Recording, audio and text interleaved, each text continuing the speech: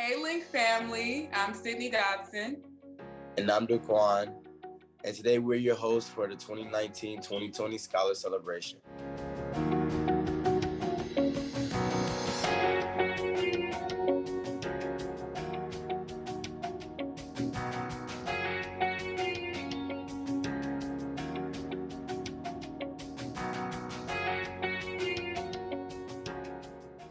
I recently graduated from Marist High School. I will be attending University of Missouri in the fall, studying journalism. Some things about me. I'm from Chicago. I'm Capricorn. My favorite color is purple. I'm kind of a big sports guy, so a lot of my free time is either consumed with sports or like working. Things to do on the side, I like to take pictures, things like that. I'm a pretty like outgoing guy.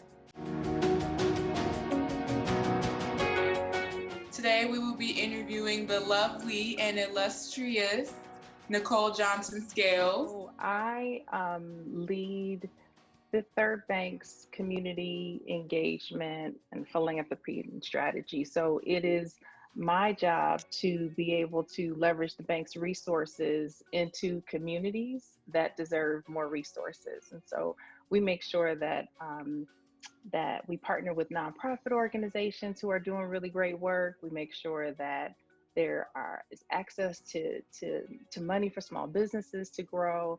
And so by far, hands down, I got the best job at the bank. How are you doing today? I am great. How you guys doing? Lovely. Blessed. Good to see you both. How has quarantine been going for you, and how have you been holding up? You know, it's on some days it's been really good. It's allowed me to catch my breath and spend more time with my family, much more time than I am used to being able to spend with work and all those different things. So it's been great to connect that way. In other ways, it does get a little bit boring. And so not being able to go out and enjoy my friends and go shopping and things like that, it's been hard, but not as hard as the experiences that some of our neighbors are experiencing. And so compared to that, I'm blessed, and I'm looking forward to a time when we can get back to things that we can do. We can enjoy one another again in a safe way. I'm glad that you are, I feel like you are making the best out of your quarantine. Like you sound like promising, like you're not like, oh, this quarantine sucks and I hate it all. Like it sounds like there's some things about it that you enjoy and that you take advantage of with all this time that we have. Mm-hmm. So that's good. That's right. That's right. How's it been for you guys? Long. I can imagine. It's Go ahead. had its ups and downs, and it's been pretty fun when quarantine's like changing, but it hasn't been the worst ever. Yeah, we would have like rather had like a senior year and everything, but it's not the worst thing that can happen. You know, it's been some days where it's pretty fun, like you said. Then it's been pretty boring, so we're just trying to get through it and keep pushing. Mm-hmm. And hopefully one day we'll be back to normal and everything will be the same. Yeah. And you have a lot of time on your hands. Like I started a YouTube channel. That's how much. Congratulations. Thank you. Thank you. How would you describe your high school experience? Okay, first of all, that feels like 100 years ago, seriously, because I didn't realize how old I was until I saw that you guys were going to ask me that question. Um, High school was actually really, really fun. I was fortunate to be in a school environment where it was cool to be bright, and all the kids just kind of rallied around us trying to get better. I went to a public high school that was super diverse, which was different than my undergrad or my elementary school, which was not as diverse. And so it allowed me to be around students who look like me and we could thrive together. And I've met some really great friends as a result of it. I took on some leadership roles, and I feel like I really came into myself in high school. My favorite high school experience was winning the state championship with the football team. And it just felt like, it felt amazing just to be around a group of boys and a group of guys that are all striving towards the same goal. And when you reach it at the same time, you like at the pinnacle kind of. Mm-hmm. It's like celebrating was finally relaxing, and it was worth it. And to see all your hard work and blood, sweat, and tears make it and everything work out for you. And it was just it was different for me. I feel like at first I had to adjust because my elementary schools were all Black, and so I went to a predominantly white high school, and then I had like a lot of culture shocks. But once I found my place there and knew what I wanted to do, like once I got involved and established a good group of friends, I did well academically. And like I think sophomore year was actually my favorite year, like the most fun I ever had. So I will always cherish that. So high school was interesting, but there's memories from it that I will not regret and cherish. I think for me, one of the things that I learned in high school is I think a lot of times in junior high, you spend time trying to figure out who you are, and sometimes you adapt to other people's personalities or you're trying to figure it out. And I think for me, the best learning in high school was that it was really great to just be me, and I could be me, and people would still respect me, and I could still thrive. And so being confident in myself and knowing that I had something to offer was one of my best lessons in high school. Getting into our next question, what role, if any, did mentoring have in your life choices? Life choices, particularly when I got to in the workforce. I didn't have mentors in high school. I didn't know to have them in college, and I wish that I would have, because I think that those individuals would have helped me to navigate a little bit differently.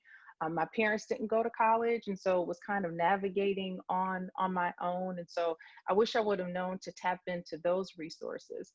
But once I got to the workplace, some mentors just kind of naturally became my mentors. They took an interest in me, and I learned from them. They would be someone that I would go to if I had questions about my career or something. I think there was a couple of things that I learned along the way about mentors. One is to make sure that the person that is going to mentor you is really someone who's got some demonstrated success where it is that you want to be. So if it's somebody who's your peer that isn't quite to the level that you want to be, might be a chance that they might not be able to share with you the same type of information to get you to the next level. The other thing that I learned that is to be mindful of my mentor's time and to be prepared when I went to meet with him or her. And so I would have my questions already kind of lined up, and I wanted our conversation to be focused. And that was helpful for me to also use their time wisely, and then also get out of the conversation exactly what I needed. The third thing that I would add too is that diverse mentors were really important. So having female mentors was important, having people of color as mentors was important for me, and then also having people who didn't look like me, who weren't female, were helpful as well, because they gave me a different perspective. And so coming up with a rounded perspective, a rounded group of, sometimes they call me a board of advisors, a rounded group of mentors were helpful because it gave different perspectives to help me to grow. So let me ask you guys this: give me one name of one mentor that you really appreciate, and what's their best lesson that they share with you. But if I had to pick one mentor, it would maybe be my boss now, and he's my football coach also. But he just shows me to like just never give up and to never stop trying. And a lot of times you're hit with adversity, and it's just how you bounce back from it. And he showed me the ropes as a pretty young kid, how businesses and everything was constructed and what needs to be done in the workplace and how to do it. I would say one of my best mentors is my mentor through Link, Dr. Angela Swain.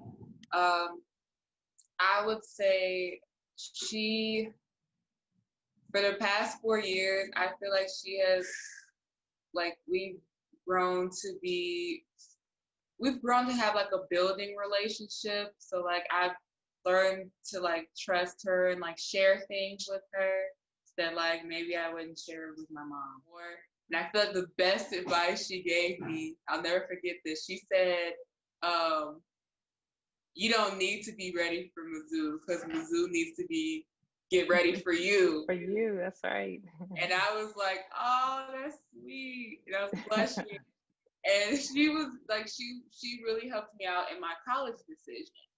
And so when my parents were saying, oh, I think you should go to one school, and then my friends were saying, oh, I think you should go to one school, like she was actually like the biggest factor, like outside factor besides like family and friends. Well, she is like family, but you know, she was an outside factor and like helping me make my college decision. And after talking to her, I was really like, yeah, she's right. Like I think I should go with what my heart says to go. So she really helped me out with that, and I really appreciate her because she helped me make a big life decision.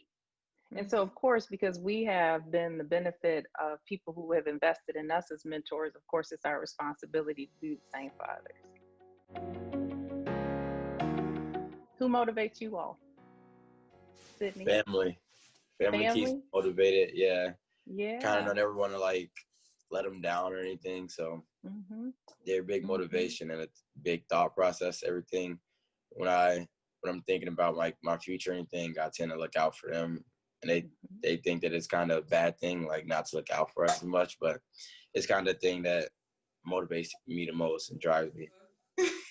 My mom, and this just popped in my head. I'm gonna say Michelle Obama because she's very like, yes, love Miss Obama.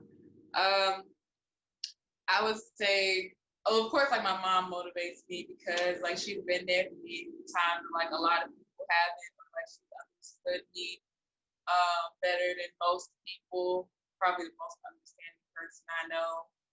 And then like when it comes to First Lady Michelle Obama, she inspires me because she is like this global icon who just gives a great representation of Black women.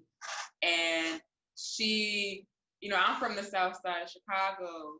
And so to see somebody come out of my city as poised and as educated and just as down to earth as she is, that's such an inspiration because you see,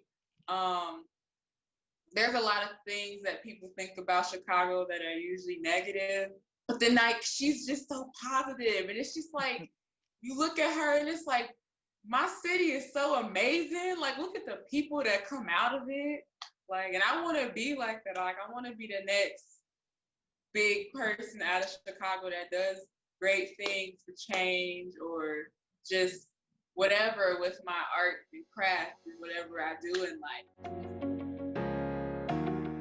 How do your passions impact or influence the work that you do? Yeah, and so you know, from a passion perspective, you know, as I shared with you guys, I had kind of started in finance and banking in my high school. I had my first internship in high school, two of them in banks, and so I've always been in banking and landed in this particular role after I had tapped into a mentor at another institution that I worked at, and I was in a sales role.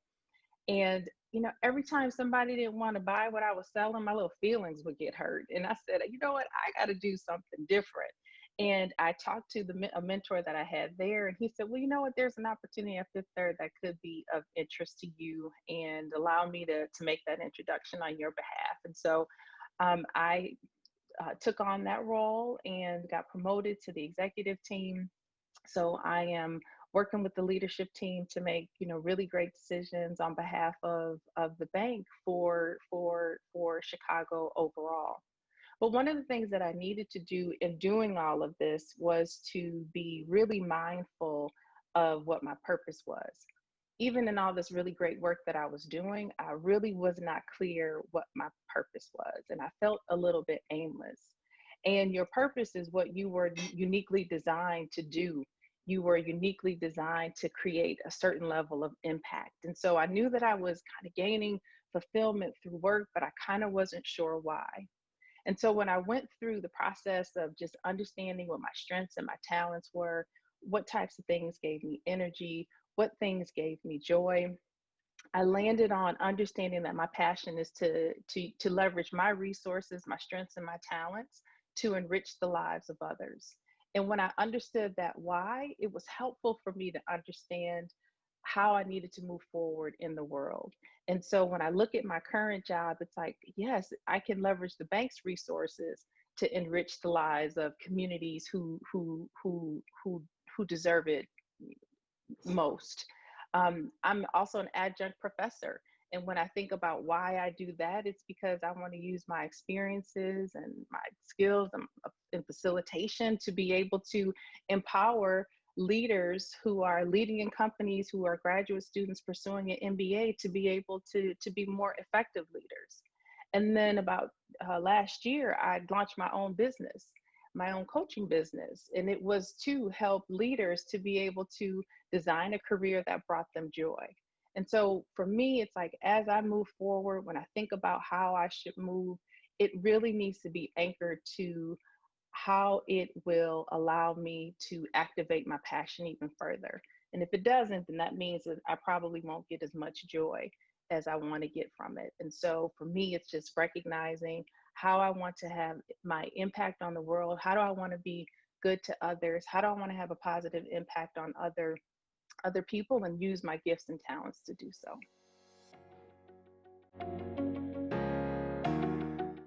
Skills.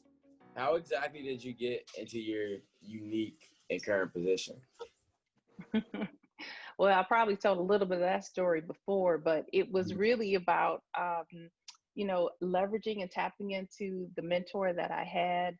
It was who connected me to Fifth Third, and then within Fifth Third, having bosses who helped me to grow and to get better.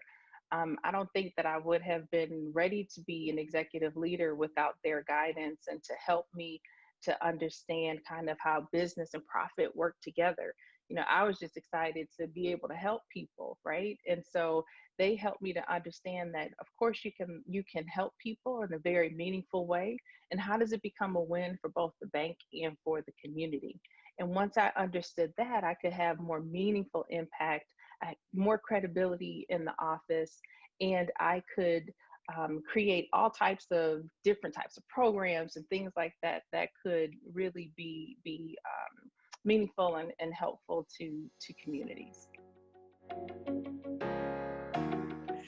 If you could give yourself one piece of advice when it came to your education, what would it I think be? for I me think you is to recognize my power to pivot.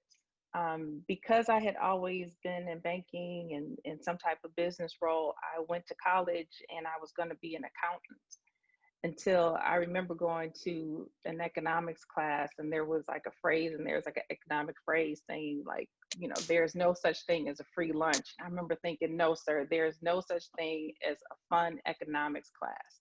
And I remember leaving because I was just like, oh my gosh, like this is not fun or interesting at all. it's not. And I felt scared, right? Right. And I felt scared. I didn't like it. I didn't like Yeah. economics in high I school. know it. I know it. And so I felt scared because all of these years I've been like, I'm going to school for business. I'm going to be an accountant. I don't even think I even knew what an accountant was. And then when I understood my power to pivot and my ability to make a decision that said, I'm not tied to being an accountant. I don't have to be an accountant. And so I started taking classes that were really interesting to me and ones that stretched and encouraged me to learn something different. And I think that was my biggest lesson, is that you don't have to be afraid to pivot. There's so much power in pivoting. And when you pivot, it's usually to move in a different direction for something that you need to learn. And so understanding that was helpful to me. Say about when you were just talking about pivoting, that's one of my, as I go into college, I'm not really the type of person that likes change, but I know it needs to happen. So I'm going to my school for journalism, and because I want to be in broadcast journalism, and it's something I'm really, really passionate about. But I'm nervous that if I get there and I don't like it, like what if I have to pivot, or what if there is something else that interests me, or I realize I don't want to do it anymore.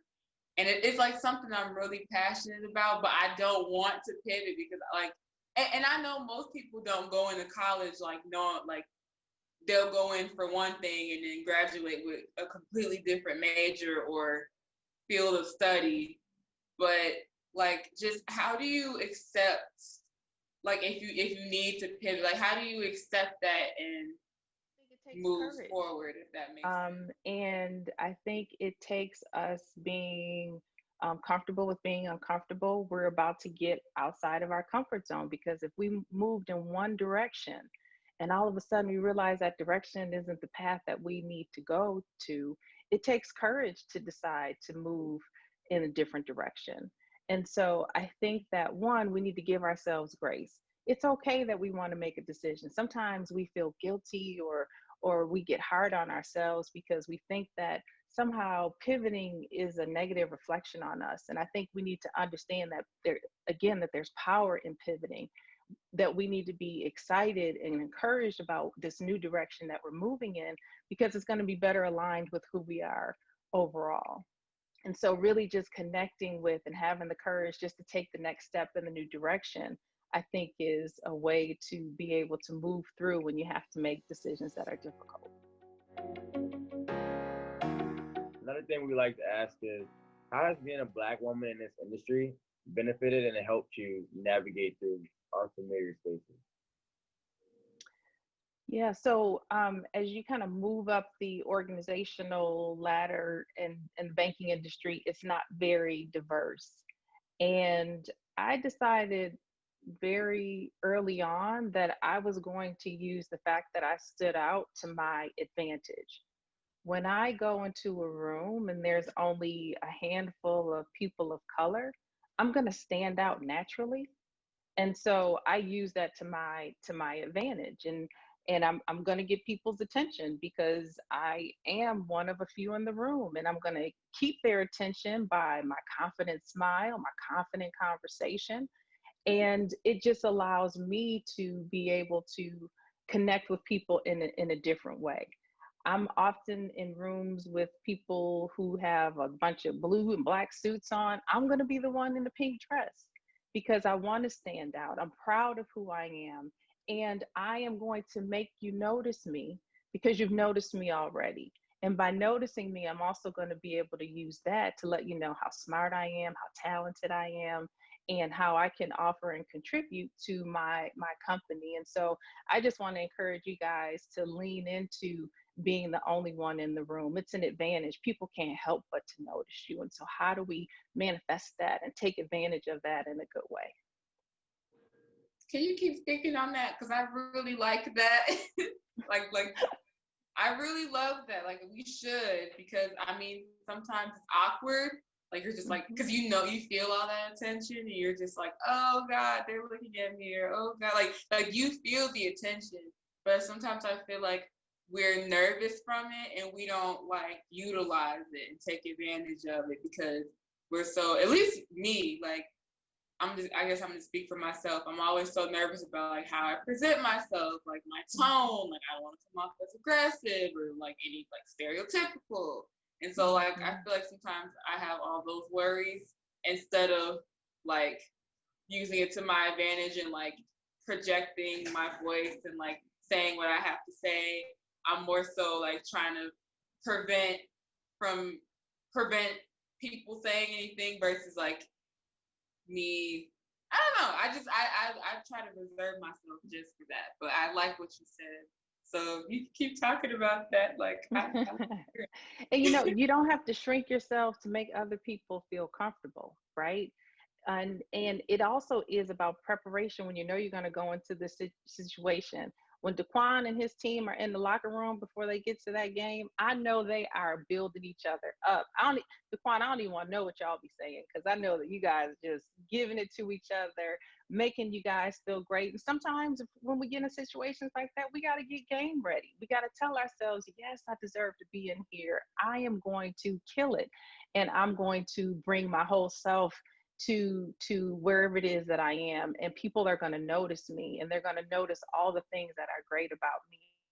I have to shrink myself because the room might not feel comfortable. It's really about building practice and building new habits, and we do that by just practicing each time we're in these rooms. I think we can create change by building one another and like coming together as a whole and actively moving towards that change. You know, a lot of people set goals or they say things they might do or this and that. But I think that as a community, as a whole, as everything to do with Blacks all together, that we should come together and unite and move forward and strive to lead a better country. And I think it all starts with one person, and whoever steps at first foot and like everybody follows along, then it'll be pretty great. But I think that the biggest thing to creating change is actively creating and not just saying you're going to do things, but taking that first step and taking things in the course.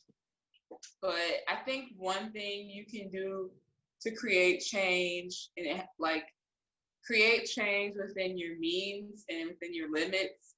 So, like for example, I wanted to go out and protest, but the parental said no.